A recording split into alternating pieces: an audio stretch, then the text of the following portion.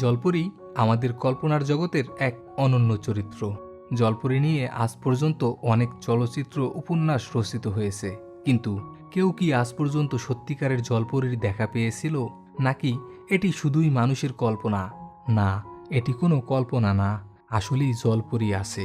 তারা আমাদের মাঝেই আছে, কিন্তু আমরা তাদেরকে খুঁজে বের করতে পারছি না। এটাই আমাদের ব্যর্থতা।